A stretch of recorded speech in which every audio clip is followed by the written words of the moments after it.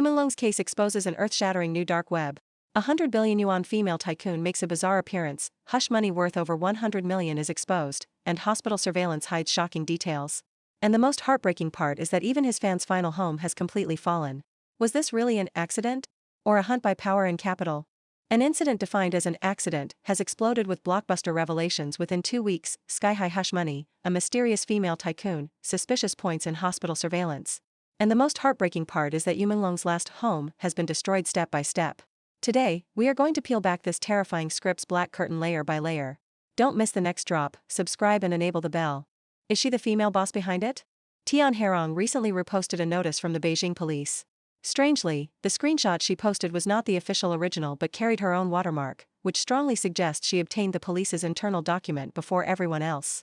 This is not clarification, it looks more like a show of force, a naked flaunting of power. Earlier, some netizens broke the news that Tian Herong is the female boss behind Menglong's incident and said she paid 50 million yuan, RMB below, as hush money to neighbors. Although Tian repeatedly emphasized she had nothing to do with the case, this self-exposing move completely exposed her. The public began asking, who exactly is Tian Herong, so powerful she can even get the police notice ahead of time? Tian then hurriedly deleted the post to cut ties, but it was already too late. Skyhigh hush money exposed. Latest information indicates the hush money was far more than 50 million. According to informed netizens, in the Sunshine Upper East compound where the incident took place, dozens of households received hush money totaling over 100 million yuan.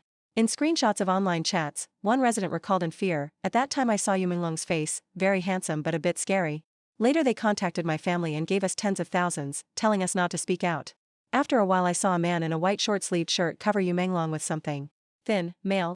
The leak also claimed that dozens of residents in the compound received hush money twice, about 1 million yuan each, adding up to the hundreds of millions for the entire complex. It also revealed there were even more excessive things done to you, which the poster wouldn't detail because it would easily be censored. The chat showed that some people took money, while others received terrifying threats, red paint splashed on their doors, car tires slashed, just to keep them silent.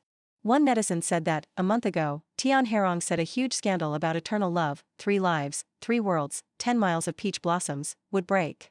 And eternal love is one of Menglong's representative works. The same netizen also said that with assets of 13 billion, it would be nothing for Tian to spend tens of millions to block information. A female tycoon wielding tens of billions.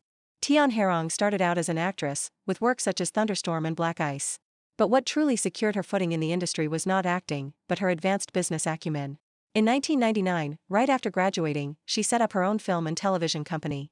She knew how to plan, leveraged her network well, and never put all her eggs in one basket. Her life's turning point was meeting the 100-billion-yuan tycoon Su Ming, founder of Dalian Shirta. Su fell in love with her at first sight, the two married in 2006 and had a daughter. What Tian chose was not romance but certainty, a man who could protect her and her child's future. Su Ming was not just a rich businessman. His biggest backing was Bombshell, former CCP Politburo member and one of the Princeling core figures later imprisoned for life in Qingqing prison. Tian was extremely shrewd and knew better than anyone that the harder the backing, the harder the fall. Sure enough, after Bombshell fell, Su Ming was implicated and imprisoned. While he was in prison, Tian appeared to keep a low profile, focused on raising her daughter, and sometimes posted sentimental words on Weibo to build an image of fragility and fidelity. But some questioned whether this sadness was merely a performance. She knew well that in the undercurrents of capital, she remained Su Ming's lawful wife and potential heir. What followed was like a real-life godfather. In December 2015, less than a year before his scheduled release, the 44-year-old Su Ming suddenly died in Wuhan prison. The official explanation was myocardial infarction. But rumor had it he was preparing to get out and reclaim assets that had been eaten away. Dying at this juncture, many believe he was silenced. Su Ming's life mirrored his character, bold, face-conscious, loyal, and speculative, traits that took him from a village kid to the peak as a 100-billion tycoon, yet also pushed him into the abyss. His painstakingly built empire collapsed in an instant. After Su's death, his 13 billion yuan estate's biggest beneficiary was his lawful wife, Tian Herong. Hospital surveillance allegedly reveals shocking inside story. Even Skyhigh hush money can't stop public chatter. A netizen said hospital staff secretly provided surveillance showing that at 2:58 a.m. on September 11th, Yu was rushed into the emergency room. At 3:12 a.m. doctors declared resuscitation failed. In fact, Yu had no vital signs upon arrival. At 3:20 a.m., the agency sent someone to retrieve his personal items. At 3:45 a.m., a masked, mysterious woman rummaged through a trash can outside the ward. The nurse witness said she finally took away a beverage bottle.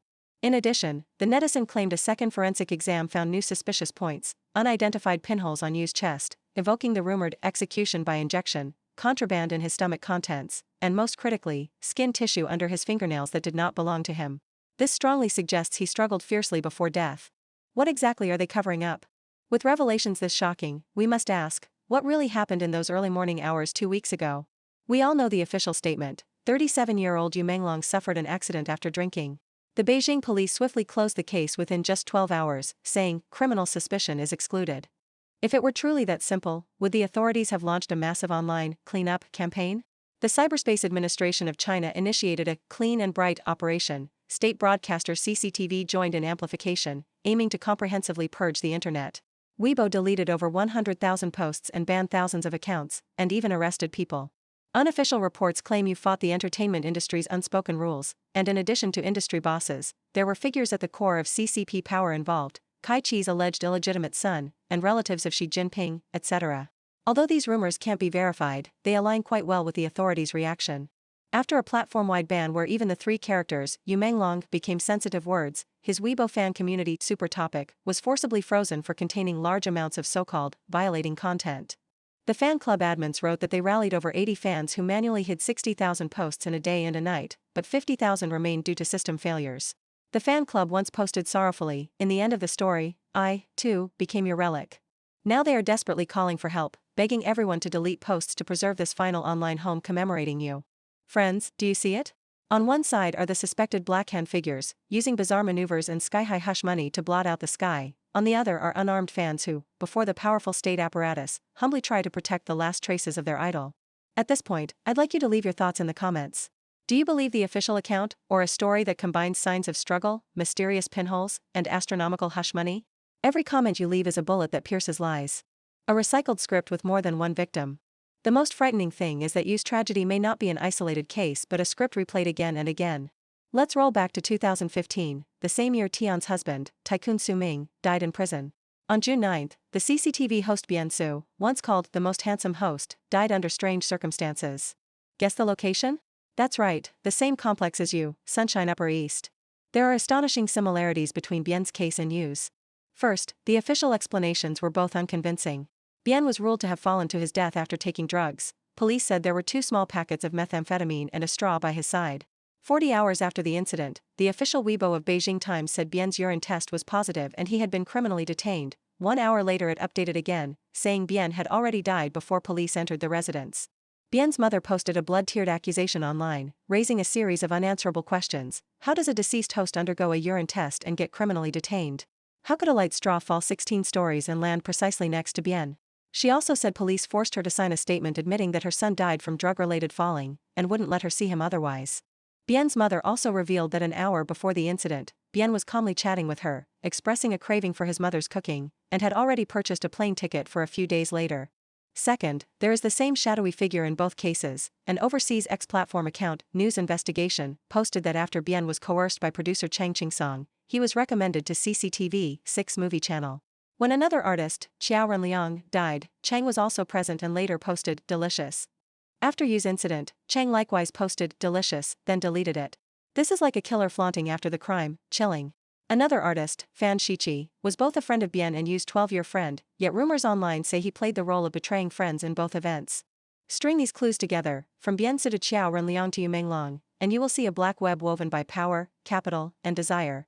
Young artists are treated like playthings. Once they lose value or pose a threat, they may be handled with ease. From the latest Skyhigh hush money to the bizarre death 2 weeks ago and the serial cold cases years earlier, we see a clear pattern. In the PRC, as long as you have money and power, openly taking a life seems to carry no consequence.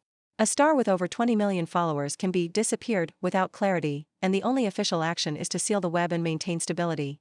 This has sparked social panic. Countless ordinary people who never knew each other keep speaking out for you because they fear that if a public figure this famous can disappear so murkily, what about ordinary people without power? Aren't we even easier to disappear? This pervasive fear, where everyone feels at risk, is precisely what the CCP stability maintenance machine cannot eradicate.